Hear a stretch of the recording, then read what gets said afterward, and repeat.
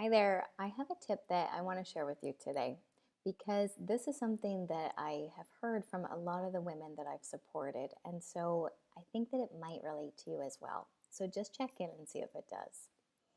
One of the things that my clients often tell me is that they actually went a long time before they decided to get support for themselves.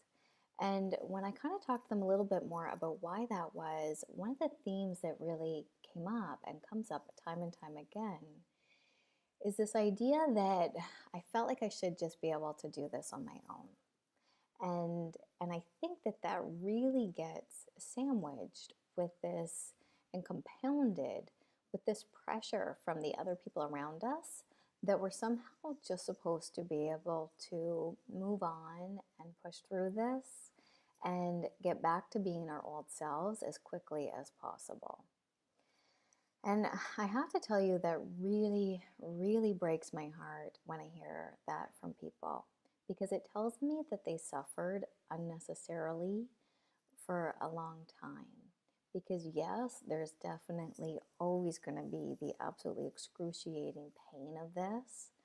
But I really do believe that the more that we tend to our grief and our needs and treat this experience with all of the full respect and tenderness that it deserves, the easier it can be to start to find our footing again and to start to feel like ourselves again, even though, you and I both know that that self is going to be a different self now because there's just so much that changes when we lose a little one. And one of the things that really, hits me when I talk to women about this phenomenon of waiting a long time to get support is the other thing that tends to go alongside with that is this idea of huge doses of self-judgment. That if I'm not feeling like I'm moving on fast enough for the people around me, or I'm continuing to be impacted by this, as if there is really another option for that, right? That somehow this means that there's something wrong with me. And so oftentimes by the time that people actually reach out and get support, they really kind of feel like I'm getting support because I have to, right? Because my functioning is really being impacted at this point, and I kind of have no other choice but to really start to lean into this and give this a little bit more direct and intentional care. And I think that is really sad because there's a lot of hurt and a lot of suffering and a lot of self-attack that goes along with that.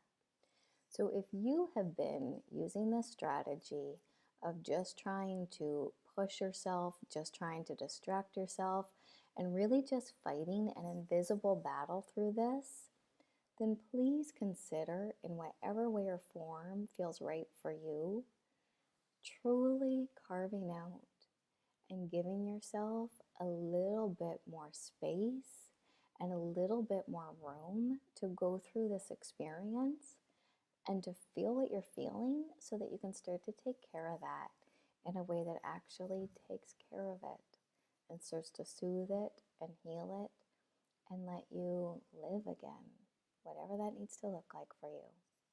So my invitation for you is that if you are struggling with this on your own and you do want support and someone to walk beside you, then please know that my door is open to you.